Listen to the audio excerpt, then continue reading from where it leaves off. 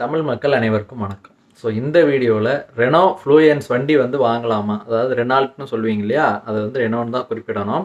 அந்த fluence car வாங்கலாமா நிறைய சப்ஸ்கிரைபர்ஸ் நம்ம கிட்ட கேட்டுகிட்டே இருந்தீங்க.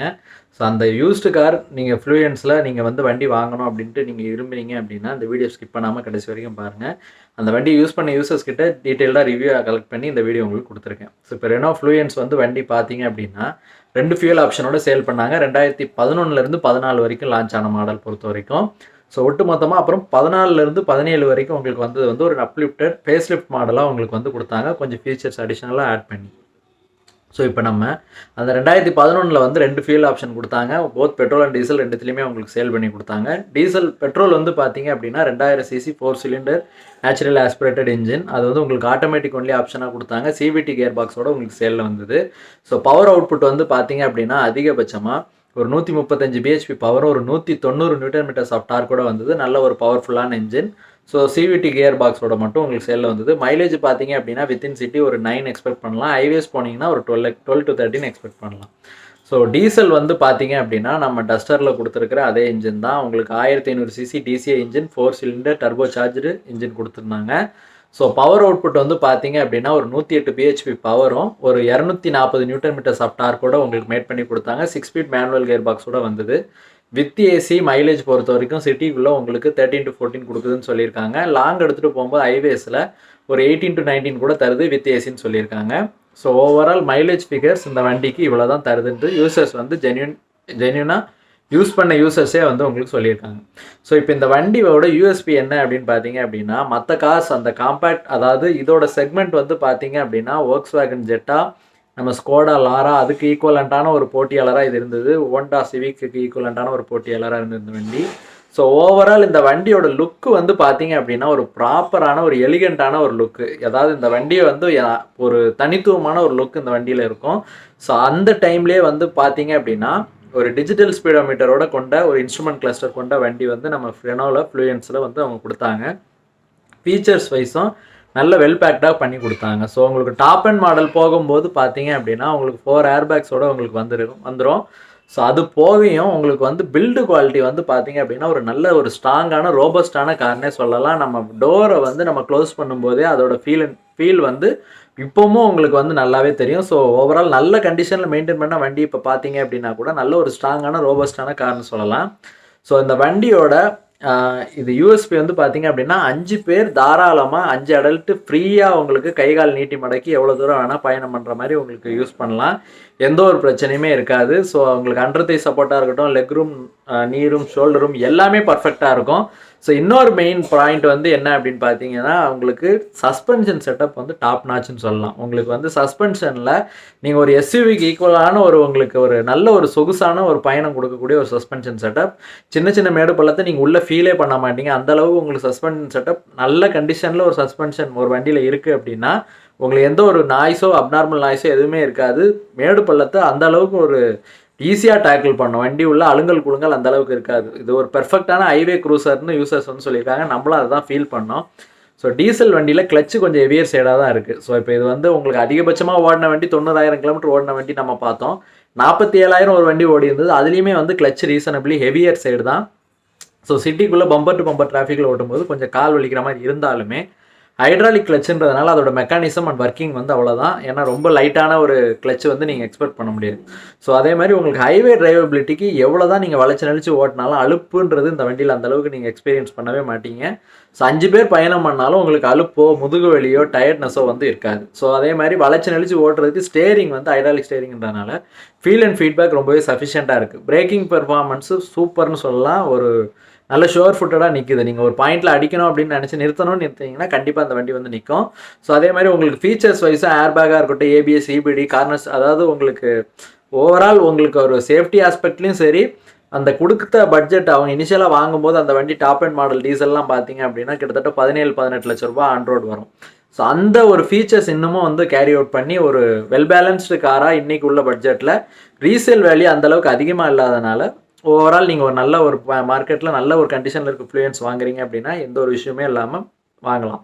ஸோ அது சர்வீஸ் காஸ்ட்லாம் எவ்வளோ வருது அப்படின்னு பொறுத்த வரைக்கும் பார்த்தீங்க அப்படின்னா ஒவ்வொரு 10,000 கிலோமீட்டருக்கு ஒன்ஸ் டீசல் வண்டியை எடுத்துக்கிட்டீங்க அப்படின்னா 10,000 ரூபா தாராளமாக செலவாகுதுன்னு சொல்லியிருக்காங்க. பெட்ரோல் எடுத்துக்கிட்டீங்க அப்படின்னா ஒரே ஒரு யூசர் தான் நம்ம பார்த்தோம். ஆனால் அவர் நிறைய ஓட்டவும் இல்லை. கிட்டத்தட்ட 27,000 தான் ஓட்டியிருக்காரு 2014 வாங்கி. ஸோ அது வந்து ஒரு ரொம்ப ரன்னிங் கம்மின்றதுனால அவருக்கு அது பெருசாக தெரில. ஏன்னா மைலேஜ் ரொம்ப ரொம்ப ரொம்ப கம்மின்றதுனால பெட்ரோல் வண்டியை நான் இதை வாங்குறதுக்கு ஆப்ட் பண்ண சொல்ல மாட்டேன். ஸோ அது வந்து உங்களுக்கு இதே மாதிரி உங்களுக்கு 8,500லேருந்து 9,000 ரூபா ஒவ்வொரு சர்வீஸுக்கும் ஆயிருக்குன்னு சொல்லியிருக்காரு. ஸோ அது வந்து ஒரு பெட்ரோல் வண்டி இந்த ஃப்ளூயன்ஸை பொறுத்த வரைக்கும் அவாய்ட் பண்ணுறது நல்லது. ஸோ இப்போ டீசல் வந்து யூசர்ஸ் என்ன சொல்லியிருக்காங்க. ஸோ பாசிட்டிவ்ஸ் வந்து இந்த வண்டியில் நிறையா. ஸோ அதே மாதிரி உங்களுக்கு லுக்ஸும் தனித்துவமாக இருக்கும். பூட் ஸ்பேஸ் வந்து ரொம்பவே லார்ஜான ஒரு பூட் ஸ்பேஸ். ஸோ உங்களுக்கு கிட்டத்தட்ட 500 லிட்டருக்கு நெருக்கி உங்களுக்கு வந்து பூட் ஸ்பேஸ் வர்றதுனால நிறையா உங்களுக்கு பொருட்கள் ஏற்றி இறக்குறதுக்காக இருக்கட்டும், பொருட்கள் வச்சு கொண்டு போகிறதுக்கும் நல்ல ஒரு சௌகரியமான பெரிய பூட் வந்து உங்களுக்கு கொடுத்துருக்காங்க. சீட்டோட குஷனிங்கும் நல்லாவே இருக்குது. ஸோ அது போக ஏர் கண்டிஷனிங்கோட ஒர்க்கிங்கும் சரி, பெர்ஃபார்மன்ஸும் சரி சூப்பராக இருக்குது. அதாவது ஒரு வெளியே ஒரு 40 டிகிரி செல்சியஸாக இருந்தாலும் இப்போவும் நம்மளுக்கு 2014 மாடல்லையே ஏசி வந்து பெர்ஃபார்மன்ஸ் சூப்பராக இருக்குது. இத்தனைக்கும் அவங்க ஃபில்டர் மட்டும்தான் சேஞ்ச் பண்ணியிருக்காங்க. எந்த ஒரு மேஜரான சேஞ்சோ ஏதோ ஒரு கேஸ் ஃபில்லிங்கோ எதுவுமே பண்ணலை. ஸோ ஏர் கண்டிஷனரோட ஒர்க்கிங் வந்து சூப்பராக இருக்குது. ஸோ நாய்ஸ் இன்சுலேஷன் உங்களுக்கு 120, 130 போனாலும் டயர் நாய்ஸ், வின் நாய்ஸ் எதுவுமே வந்து உங்களுக்கு அதிக அளவாக கிரிப்பின் ஆகலை. உங்களுக்கு ரோடை பிடிச்சி ஓடுற மாதிரி உங்களுக்கு ஒரு ஃபீல் இருக்குது. நல்ல ஒரு கான்ஃபிடென்ஸ் இன்ஸ்பைரிங்காக இருக்குது வண்டி ட்ரைவ் பண்ணும்போது. ஸோ அதே மாதிரி உங்களுக்கு அந்த வெளிப்பக்க நாய்ஸ் எதுவுமே உள்ள கிரிப்பின் ஆகல. இன்ஜினோட நாய்ஸுமே வந்து பார்த்தீங்கன்னா நல்ல ஒரு ஃபயர்வால் திக்காக கொடுத்துருக்காங்க. நாய்ஸ் இன்சுலேஷன் ரொம்பவே நல்லா இருக்குது. நீங்கள் ரொம்ப அதிகமாக ஒரு 2500 ஆர்பிஎம்க்கு நெருக்கி நீங்கள் வண்டி ஆக்சிலேட் பண்ணும்போது தான் இன்ஜினோட நாய்ஸ் வந்து உங்களுக்கு அதிக அளவாக உள்ளே வந்து உங்களுக்கு கிரிப்பின் ஆகுது டீசல் பொறுத்த வரைக்கும். ஸோ அதனால் அது ஒரு டீல் பிரேக்கரே இல்லை. ஸோ ஓவரால் இந்த வண்டி வந்து ஒரு வெல் பில்ட் கார்னே சொல்லலாம். அதேமாதிரி பில்ட் டு லாஸ்ட்னு சொல்லலாம். குவாலிட்டி ஆஃப் மெட்டீரியல்ஸ் யூஸ்ட் இன்டீரியரை பொறுத்த வரைக்கும் இப்போவும் எந்த ஒரு ரேட்லிங்கோ அப்நார்மல் சவுண்டோ எதுவுமே வரல. முழுக்க முழுக்க ஆத்தரைஸ்டு டீலர்ஷிப்பில் சர்வீஸ் பார்த்த வண்டி வச்சிருக்கிற யூசர்ஸ் கிட்ட தான் நம்ம பேசணும். ஸோ அதனால் வண்டி வந்து எல்லாமே வெல் பேக்டு, வெல் ஷேப்பில் வச்சுருந்தாங்க. 97,000 கிலோமீட்டர் ஓடின வண்டியுமே வந்து பார்த்தீங்கன்னா இன்னுமே நல்ல ஒரு ஸ்டாக் கிளச்சில் எந்த ஒரு பெரிய ப்ராப்ளமும் இல்லாமல் உங்களுக்கு வந்து ரன் ஆகிட்டு இருக்கு. ஸோ வண்டி ஓவரால் நல்ல வண்டின்னு சொல்லலாம். ஸோ இதில் நெகட்டிவ்ஸ் என்னென்னு சொல்கிறாங்க. இப்போ 5 பேர் பயணம் பண்ணும்போது ஒரு பெரிய மேடு பள்ளத்தில் பார்த்தோம் அப்படின்னா தரத்தற்ற இஷ்யூ இருக்குன்னு சொல்லியிருக்காங்க. ரஸ்டிங் 2014-13 மாடலில் ரஸ்டிங் வந்து இனிஷியல் பேட்ச், அதாவது அந்த கீழே அண்டர் சேசிஸ்லாம் நிறையா பாகங்கள்லையும் சைலன்சர் கொடுத்துருக்கிற நிறையா பாகங்கள்லையும் உங்களுக்கு வந்து ரஸ்டிங் வந்து ஃபார்ம் ஆகிருக்கிறது நம்ம இப்போவுமே பார்த்தோம். ஸோ பெயிண்ட் குவாலிட்டி நல்லா இருந்தாலும் நீங்கள் நல்ல ஷேப்பில் அந்த வண்டியை மெயின்டைன் பண்ணல அப்படின்னா உங்களுக்கு வந்து அந்த ரஸ்டிங் வந்து கண்டிப்பாக தெரியும்.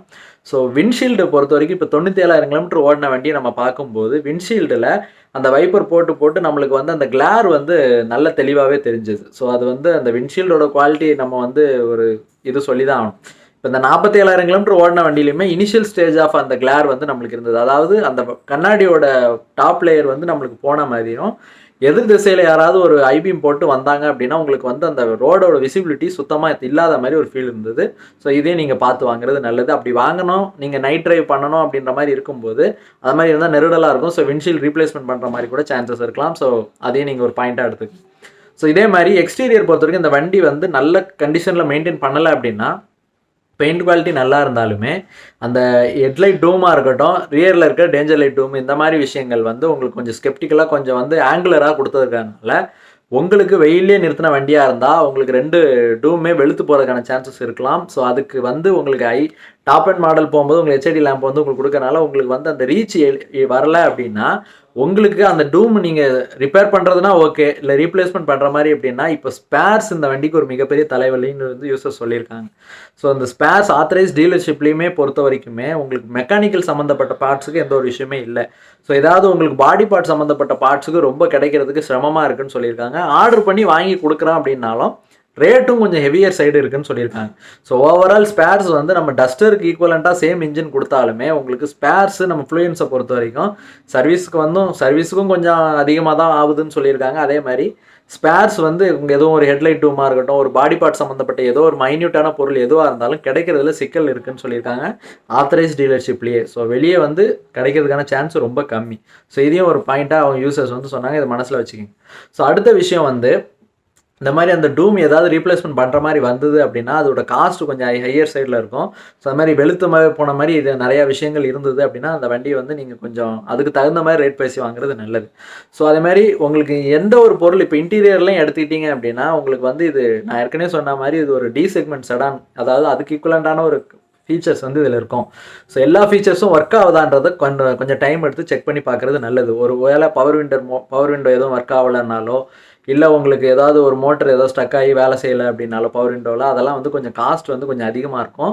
ஸோ இதில் வந்து உங்களுக்கு dual zone climate control automatic ஏசியோட வந்தது. ஸோ அதெல்லாம் எல்லாமே பர்ஃபெக்டாக வேலை செய்தா அப்படின்றத கண்டிப்பாக ஒரு டெக்னீஷியன் வச்சு பாருங்கள், இல்லைனா நீங்களே செக் பண்ணுங்கள் டெஸ்ட் ட்ரைவ் பண்ணும்போது.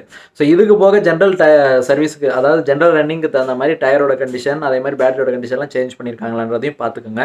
ஸோ அதை மாதிரி இந்த வண்டியில் நெகட்டிவ்ஸ் என்ன யூசர்ஸ் சொல்லியிருக்காங்க, இதெல்லாம் நம்ம ஜென்ரல் நெகட்டிவ்ஸாக நான் இதில் சொல்லிட்டேன்.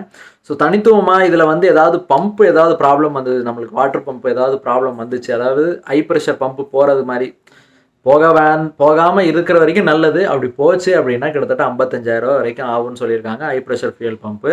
ஸோ இன்ஜெக்டர்ஸ் வந்து நான் இந்த ரேஞ்சு நான் சொல்லிடுறேன்.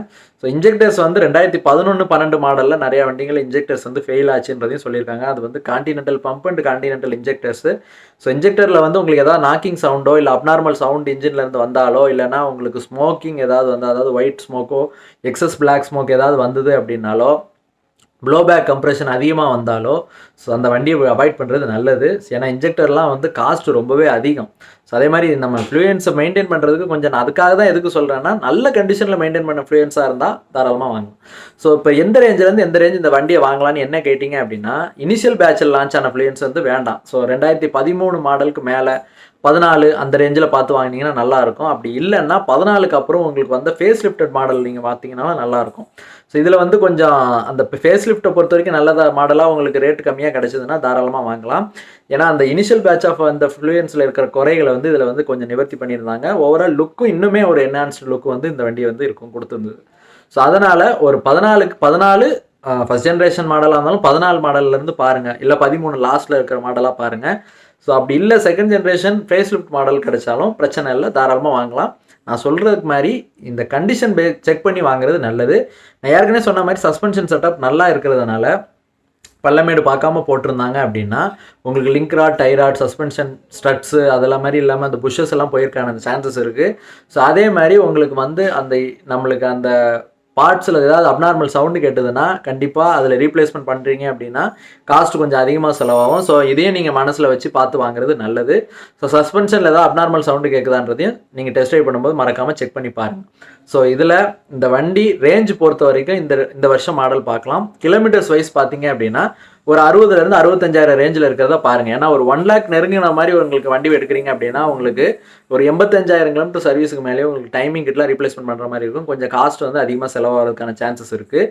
ஸோ அதனால் ஒரு 60,000 65,000 கிலோமீட்டர் ஓடின வண்டியாக பார்த்து வாங்கினீங்கன்னா, நல்ல கண்டிஷனில் பார்த்து வாங்கினீங்கன்னா அந்த வண்டி கண்டிப்பாக உங்களுக்கு ப்ராஃபிட்டபிள் காராக இருக்கும். ஸோ இந்த வீடியோவில் நம்ம ரெனோ ஃப்ளூயன்ஸ் வண்டி வாங்கலாமான்ட்டு கேட்ட சப்ஸ்கிரைபர்ஸ்க்காக இந்த வீடியோ எடுத்திருக்கேன். ஸோ இந்த வீடியோ கண்டிப்பாக உங்களுக்கு பயனுள்ளதாக இருக்குன்னு நம்புகிறேன். நம்ம சேனலுக்கு இன்னும் சப்ஸ்கிரைப் பண்ணாமல் இருந்தீங்கன்னா மறக்காமல் சப்ஸ்கிரைப் பண்ணி சப்போர்ட் பண்ணுங்கள். நம்ம ஃபேஸ்புக் பேஜையும் தொடர்ந்து ஃபாலோ பண்ணுங்கள். தேங்க்யூ.